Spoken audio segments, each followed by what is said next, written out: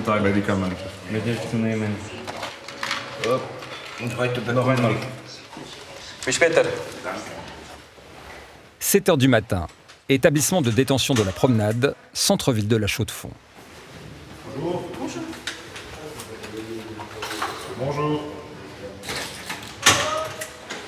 Hello, Mr. Medicase. Maxime Sint, infirmier, distribue les médicaments et s'assure que le traitement est bien pris. Good. You have some water? Cet établissement compte 112 places de détention, uniquement pour des hommes. Ils sont répartis par secteurs qui séparent les différents régimes, comme les détentions avant jugement et les exécutions de peine. No, what's up with you bleeding? It's okay or? Sometimes. Sometimes? Okay. Not that much. We have organized a termin in hospital for you, huh? Okay. See you later. Les patients détenus sont les mêmes qu'à l'extérieur. Il y a des diabétiques, des gens qui ont du cholestérol, des problèmes d'addiction. Enfin, on a un panel de traitement qui est vraiment large comme à l'extérieur finalement. Guten Tag. Guten Wie Tag. geht's Ihnen? Guten Tag. Guten Tag. Sie nehmen Medikament.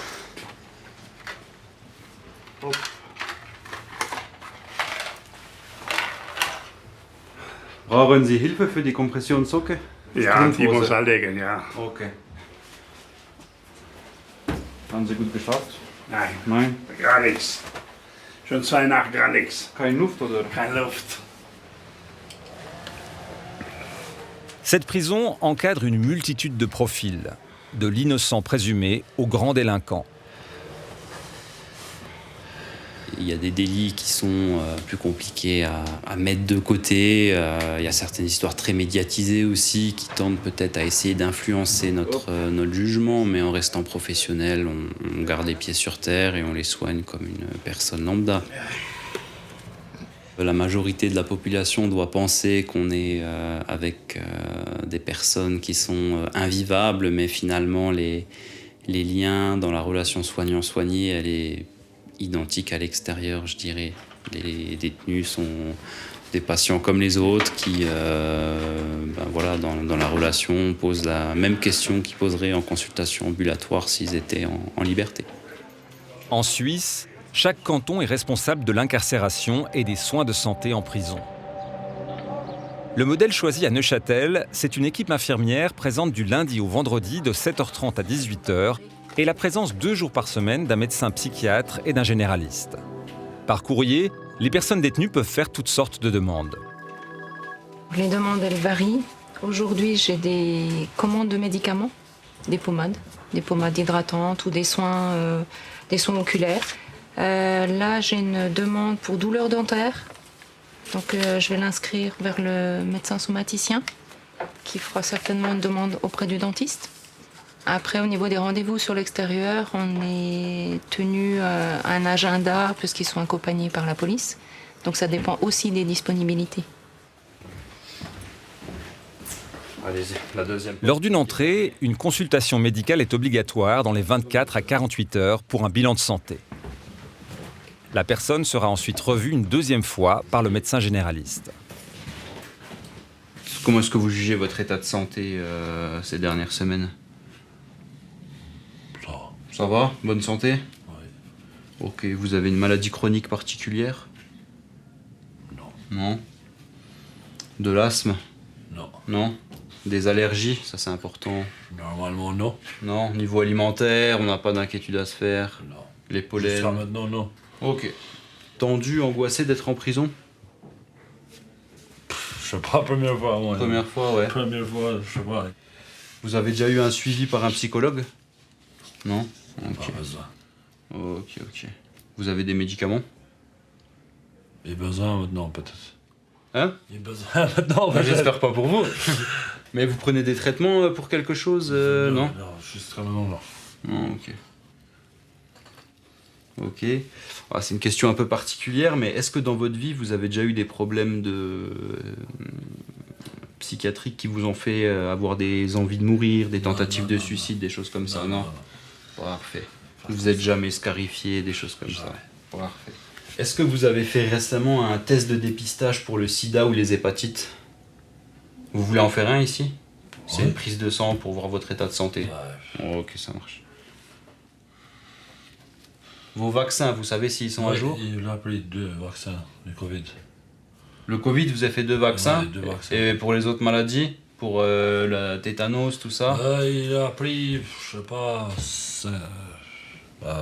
10 à 11 ans, Albanie, l'école. Je sais pas quel vaccin. Il y a 11 ans, les derniers? Ah oui, Ah oui. il a pris. Juste à 2 ici. Après. Ok. S'il y a des vaccins qu'on doit refaire, vous acceptez qu'on les fasse ici? Je préférais pas. Préférez pas. Mais c'est après voilà, c'est pas une obligation, mais c'est vrai que Ah ouais, avant, vous travaillez. normalement il est pas content, ça, il prend les 2 vaccins. J'ai juste 2 documents à vous faire signer. Histoire de vie, dépistage de maladies infectieuses, mise à jour des vaccins, prévention. Ouais, vous prenez avec vous. Même si la prison n'est pas conçue pour être un lieu de soins, elle peut être l'occasion de prendre en charge des problèmes de santé passés sous le radar. Les personnes qui passent par la prison sont souvent des personnes qui arrivent avec beaucoup de problèmes de santé différents, du point de vue somatique, du point de vue psychiatrique. Et donc, elles sont en moins bonne santé que la population générale. Donc c'est d'autant plus important de pouvoir répondre à leurs besoins, de pouvoir leur permettre d'avoir les médicaments nécessaires, d'avoir les soins, les examens médicaux qui vont leur permettre d'aller mieux. La punition de la prison, c'est la privation de liberté et non pas une privation de soins.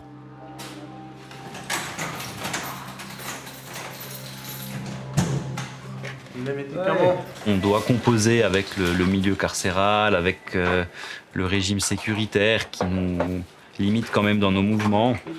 On doit toujours être accompagné dans le milieu carcéral. On doit faire la demande au préalable dès qu'on fait venir quelque chose de l'extérieur.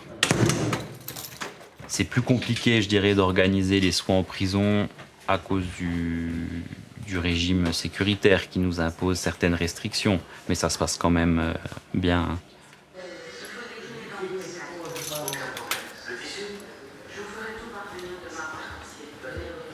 Le rapport quotidien d'aujourd'hui, je vous passe les changements de cellules. Il y en a eu 1, 2, 3, 4, 5, 6 changements de cellules hier. Les contrôles surplus RAS. Est-ce qu'on a des nouvelles de monsieur? Comment il va? Pas pris sa médication parce qu'il voulait d'abord voir le psychiatre. D'abord, je veux bien prendre la médication. Ensuite, il a discuté parce qu'il voulait pas prendre certaines choses.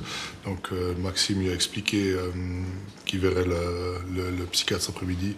C'est un peu un ping-pong, je veux. Puis finalement, je crois qu'il n'a pas pris du tout. Puis il prendra peut-être après avoir vu le psychiatre.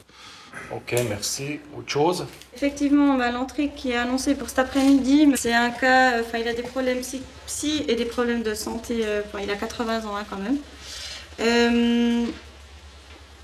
Normalement, il est prévu que le ministère public l'entende à 14h, il devait arriver après, mais nous, c'est les infos qu'on avait ce matin.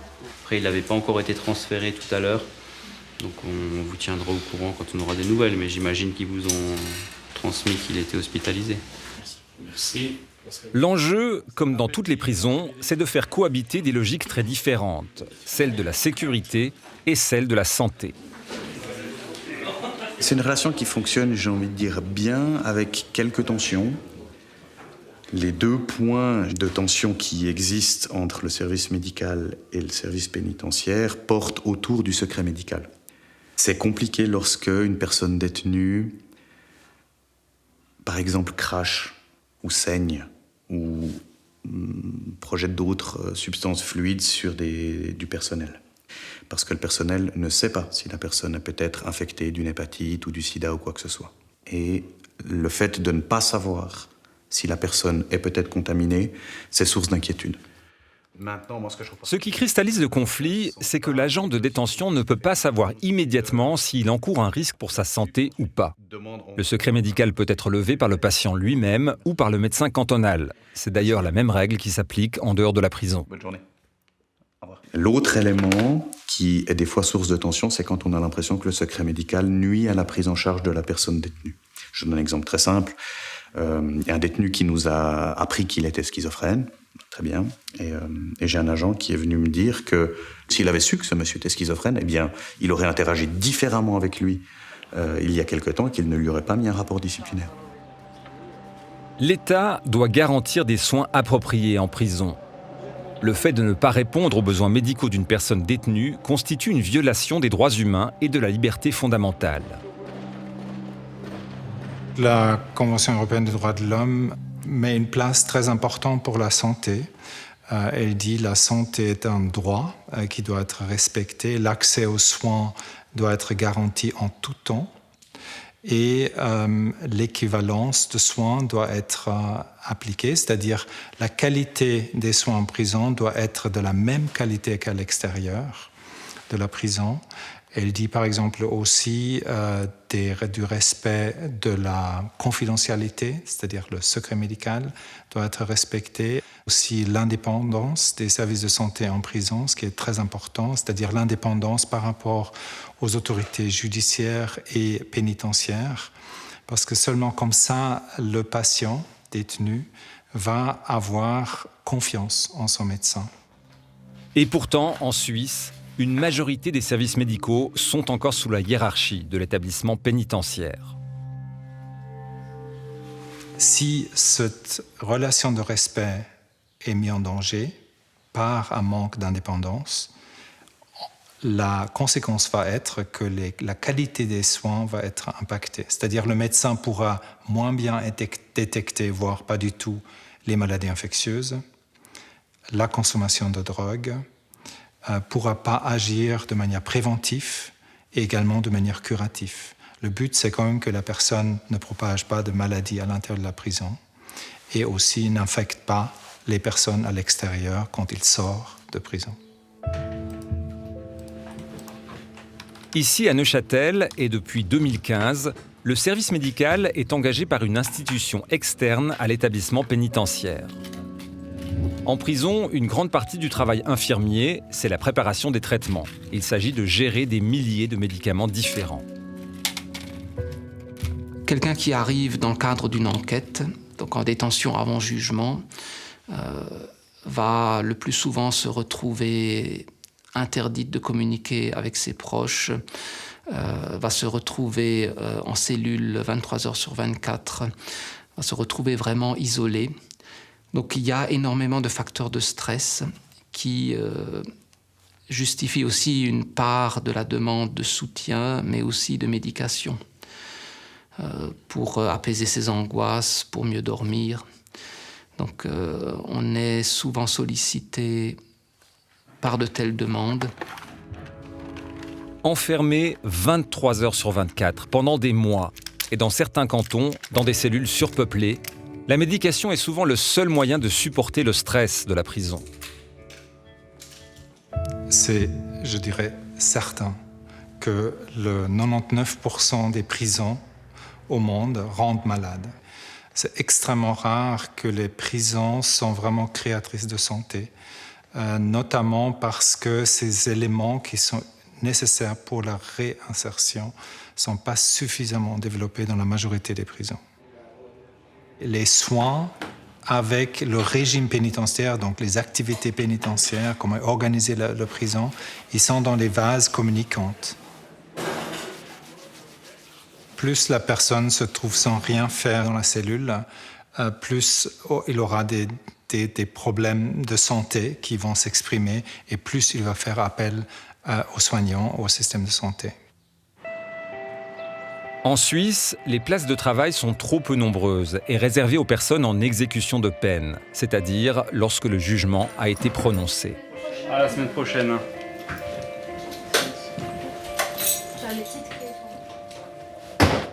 C'est la fin de la journée pour Maxime Sint et ses collègues. Dès 18h, les agents de détention prennent le relais pour gérer les problèmes médicaux.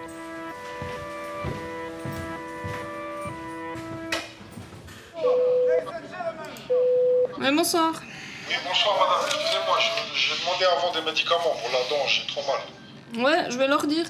Merci. De rien, bonne soirée. Oui, allô? Ouais, coucou. Le 1603, s'il te plaît, d'Afalgan. 1603 d'Afalgan. Bien sûr, on remonte. Merci.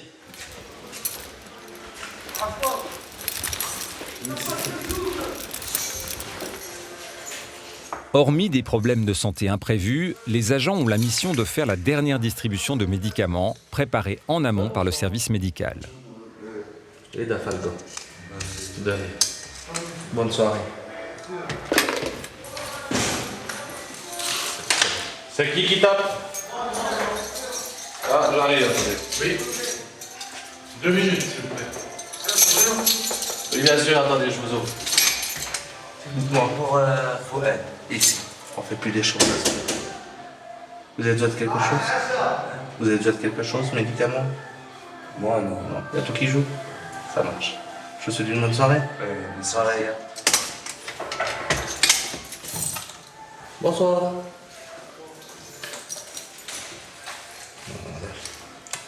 Beaucoup de personnes aiment avoir justement qu'on puisse passer, parce qu'ils durant la journée, ils nous disent que soit moralement ils ne vont pas, surtout qu'on est dans un secteur qui ne sont pas encore condamnés, donc ils auraient énormément de soucis sur leur avenir, etc., ce qui peut leur tomber dessus prochainement pour lui au tribunal.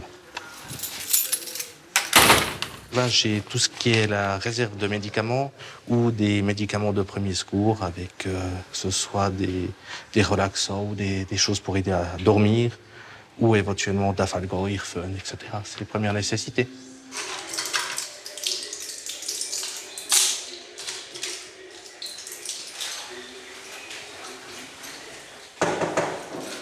Dans la mesure du possible, les médicaments sont remis sans emballage pour que le traitement ne puisse pas être reconnu. Les agents doivent suivre les indications du personnel soignant à la lettre.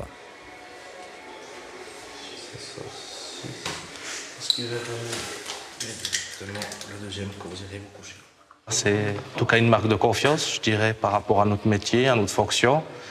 Ce qui est sûr, c'est que c'est une grande responsabilité de donner des stupéfiants aux personnes détenues. Ce qui pourrait être par contre compliqué, des fois, c'est... Ça empiète un peu sur le secret médical, dans le sens où c'est que quand on donne, entre guillemets, pour de la trithérapie ou qu'on donne de la méthadone, on sait que ces personnes ont soit des dépendances, soit telle et telle maladie. Et puis du coup, c'est vrai que ça complique la chose. Bonsoir. It's good? Ketchupine, non. Si, c'est pas très simple. On va vérifier. Ketchupine, il y en a une. Alors, et puis une ici. Ok. Ketchupine. With water, please. Pour garantir le secret médical, les médicaments devraient être remis uniquement par des soignants. Mais pourquoi n'y aurait-il pas un service médical 24 heures sur 24 ? C'est une question de coût et puis c'est peut-être aussi une question de positionnement dans le sens où la prison, elle doit servir à réinsérer des gens. Elle a tendance à accueillir maintenant des gens qui ont des problèmes psychiatriques. Parce qu'il n'y a plus d'institutions fermées pour accueillir ces gens-là, à l'exception de Curabilis ou autres, mais des institutions vraiment fermées qui acceptent des personnes qui ont des problèmes psy, il n'y en a pratiquement pas. Et du coup, à partir de là, ces gens sont transvasés vers la prison, et la prison doit les prendre en charge. Et du coup, peut-être qu'une question se pose, c'est est-ce qu'on aurait meilleur temps d'avoir un service médical présent 24 heures sur 24 en prison, ou est-ce qu'on aurait meilleur temps d'avoir une institution qui puisse prendre en charge des personnes qui ont des problèmes médicaux, et une prison qui prenne en charge des personnes qui n'en ont pas.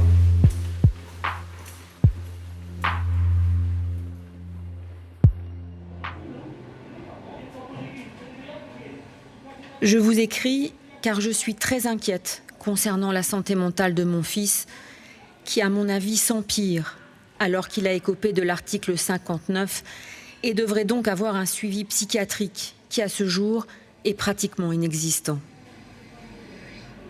Il n'a vu personne pendant plus de 2 mois. Il a été décrété malade et rien n'est fait pour le soigner. Pire, on le laisse croupir en prison et je vois bien qu'il va de plus en plus mal. Elle termine sa lettre en disant « Je me sens impuissante et voulais savoir s'il y a quelque chose que je puisse faire. » Ce genre de courrier, Madeleine Pont en reçoit très souvent à travers le groupe roman d'accueil et d'action psychiatrique. Le GRAP se bat entre autres pour défendre les droits des personnes détenues sous l'article 59.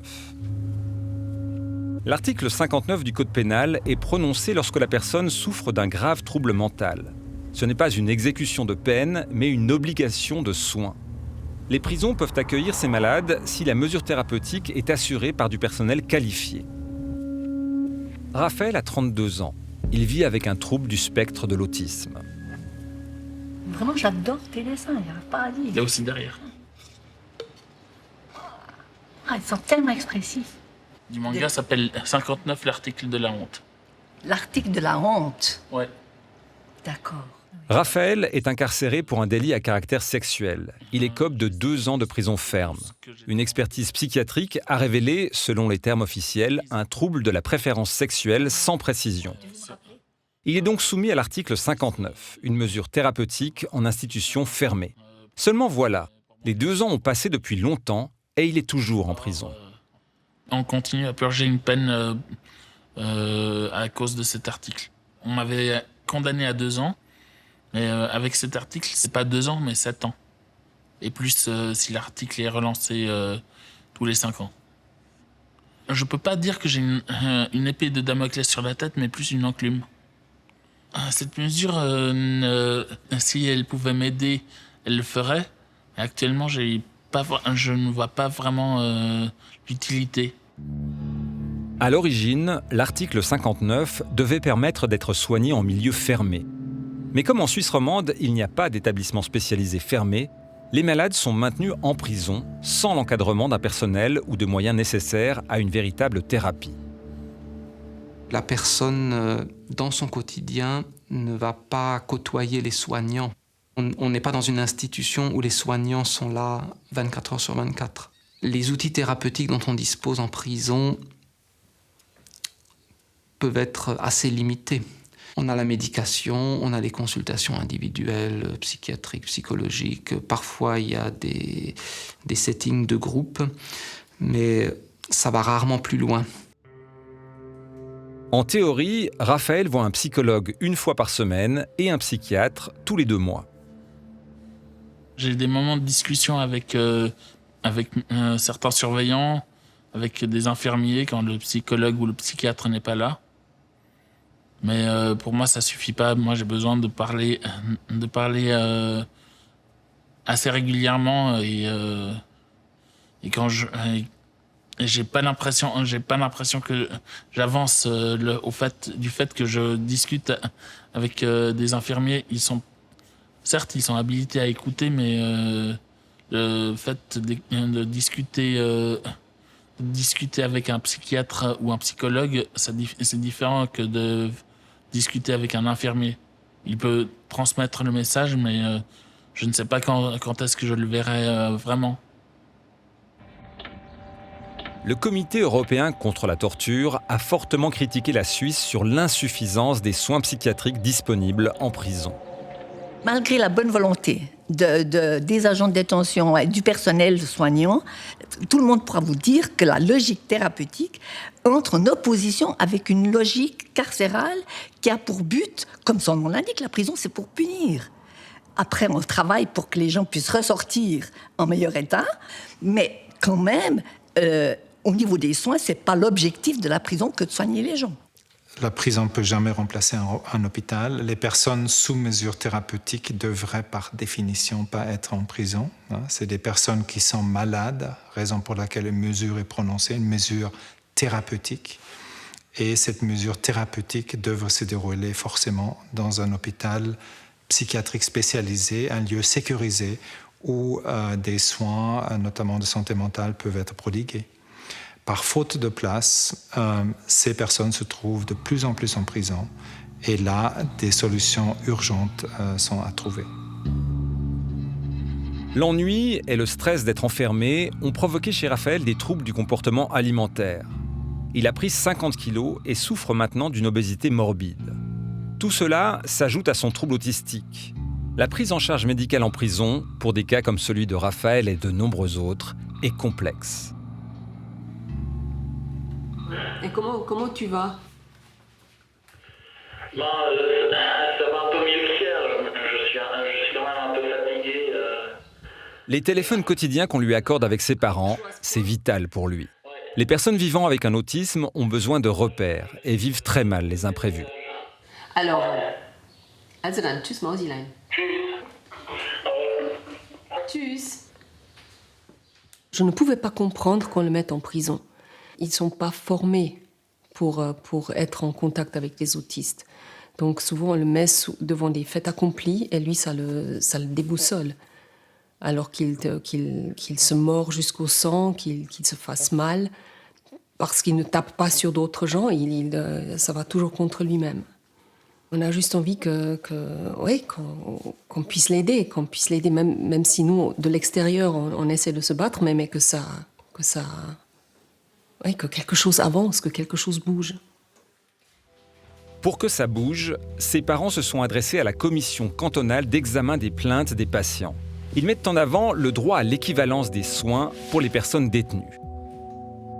Que Raphaël ait accès aux soins spécifiques qui lui sont nécessaires et qui seraient à sa disposition s'il était en liberté, à savoir un suivi thérapeutique spécialisé en troubles de la sexualité, un suivi psychologique et médical spécialisé dans les problématiques d'obésité et de troubles du comportement alimentaire, l'intervention régulière d'un spécialiste en troubles du spectre autistique. En réponse à cette demande, une rencontre en présence des parents et du personnel médical a été organisée. Mais concrètement, au niveau de la prise en charge spécialisée de Raphaël, peu de solutions ont été mises en place.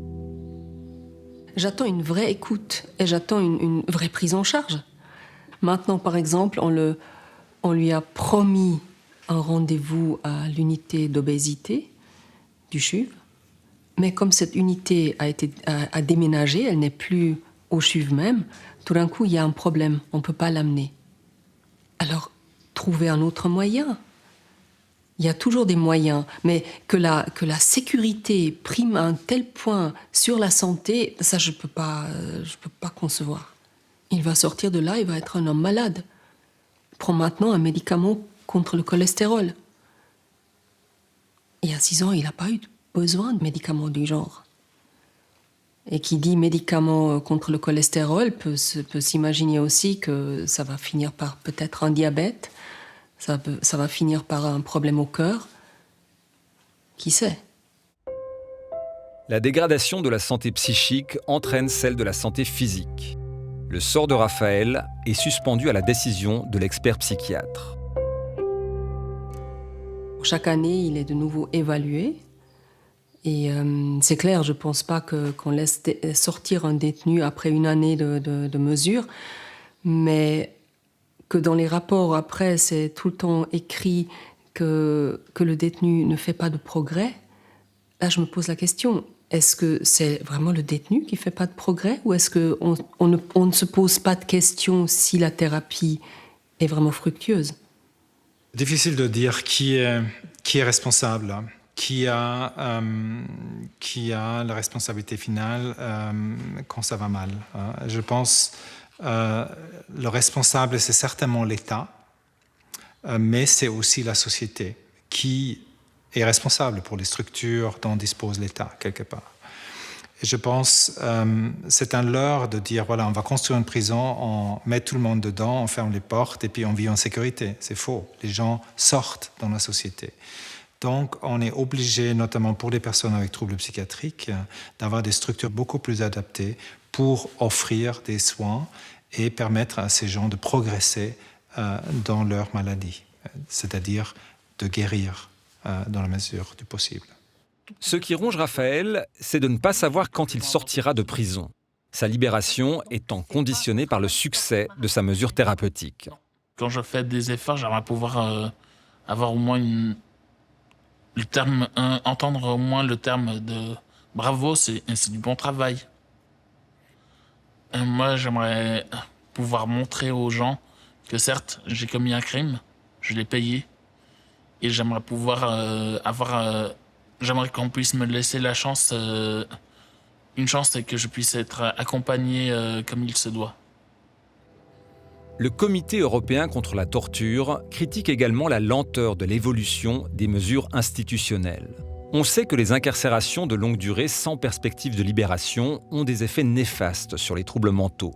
Le comité déplore également l'insuffisance de places en institution par rapport aux besoins. Il faudrait qu'il y ait des établissements de soins qui puissent accueillir ces personnes-là. En Suisse alémanique, ça existe, donc pourquoi ça n'existerait pas en Suisse romande? Ça permettrait à la fois de... Alors pour les personnes qui relèvent de soins hospitaliers, psychiatriques, de les recevoir. Ça permettrait aussi aux prisons de ne pas avoir le souci de gérer des personnes qui ont un comportement beaucoup trop troublé pour qu'elles puissent répondre à la prise en charge classique qu'un établissement pénitentiaire peut apporter. Créer une institution de soins pour les personnes avec des troubles psychiatriques, c'est justement le projet de Madeleine Pont. Une structure fermée, sécurisée, qui offrirait des thérapies adaptées aux différentes maladies. Bon, maintenant, on est dans une phase où on recherche le plus d'alliés possible, de tous les milieux, de tous les bords, pour construire ce projet ensemble et l'imposer à notre gouvernement.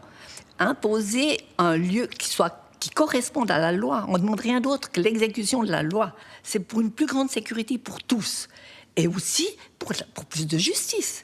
On condamne des gens en prison alors qu'ils sont condamnés à des soins. Soyons cohérents. Et aussi, pour moi, je trouve que c'est une très mauvaise image pour la Suisse.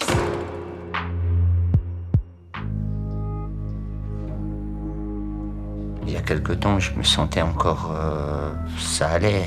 Mais là, ces derniers temps, je me suis un peu plus isolé dans ma cellule et essayé de regarder la télé. Mais vous voyez, la télé, c'est en boucle. Parce que, voilà, quoi. Je reste souvent seul dans ma cellule. Il n'y a personne avec qui communiquer, en fait. Je le souhaite à tout le monde, c'est d'avoir une occupation, parce que sinon les journées sont très longues, surtout que moi j'ai travaillé 29 ans sans avoir chômé une journée avant d'être incarcéré. Donc je vous dis pas au départ. Lundi, mercredi, jeudi, samedi, dimanche, c'est toujours fermé. On préfère dormir toute la journée. On se réveille seulement pour prendre sa nourriture. C'est ça. C'est ça les programmes d'ici.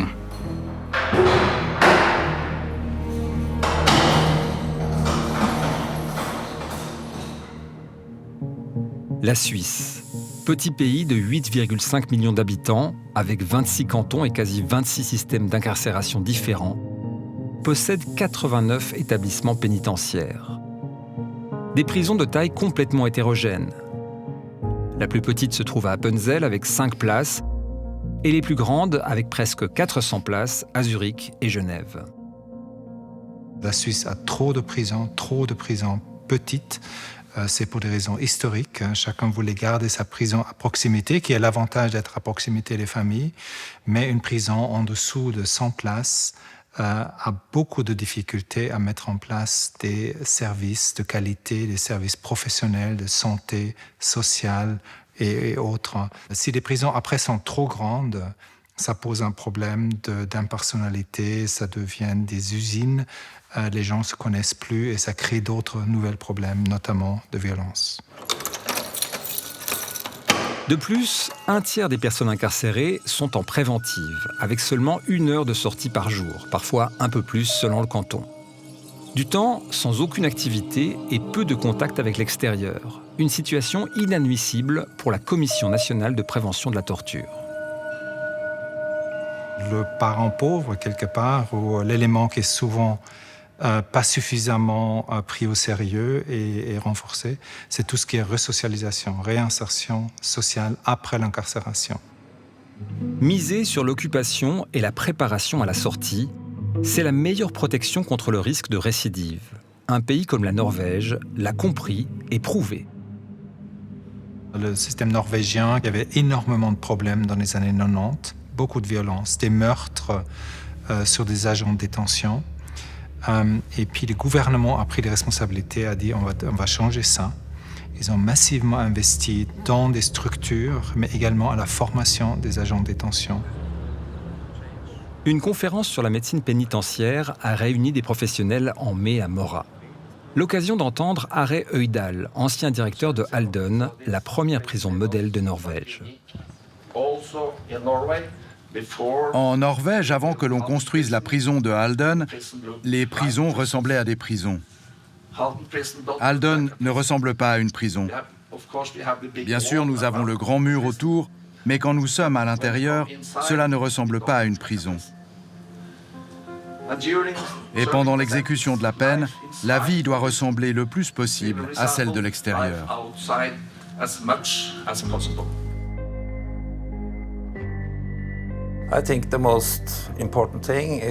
Je pense que le plus important, c'est que les personnes détenues aient quelque chose à faire toute la journée. Ils ne restent pas dans leur cellule, ils sont dehors et font quelque chose de positif. Ils vont au travail, à l'école, ont des activités, parlent avec d'autres personnes. C'est sur ça qu'on se concentre à la prison de Halden. Les détenus ne doivent pas être isolés. Je pense que c'est ça le plus important. Malgré ses allures de campus universitaire, Halden est une prison de haute sécurité. Les détenus disent eux-mêmes que la prison, c'est la prison. Même si la prison semble accueillante, avec de beaux bâtiments et de la nature autour, c'est dur d'être enfermé.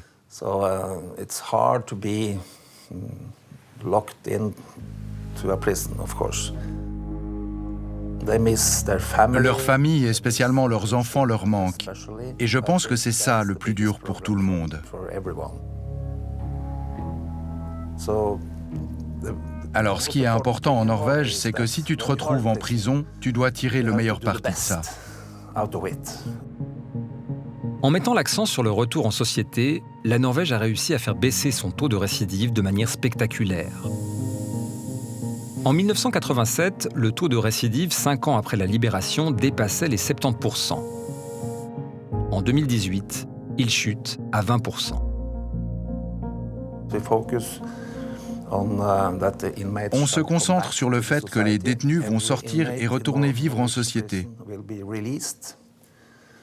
Tous les détenus de Norvège vont sortir de prison et on dit « on relâche votre voisin ». Et quel genre de voisin voulez-vous ? Vous voulez le voisin en colère contre la société, parce qu'il a été maltraité en prison ? Ou vous voulez le voisin réinséré, qui peut travailler, faire quelque chose de positif pour la société, payer ses impôts? C'est ça notre focus. À Halden, le plan de réinsertion commence dès l'incarcération. Condamnées ou en préventive, toutes les personnes peuvent sortir de leur cellule. En Suisse, beaucoup de personnes restent dans la cellule pendant 23 heures. Qu'est-ce que vous pensez de ça? Je pense que c'est fou. C'est fou. C'est bon pour personne de rester dans une seule pièce pendant 23 heures. C'est un truc à rendre malade, c'est sûr.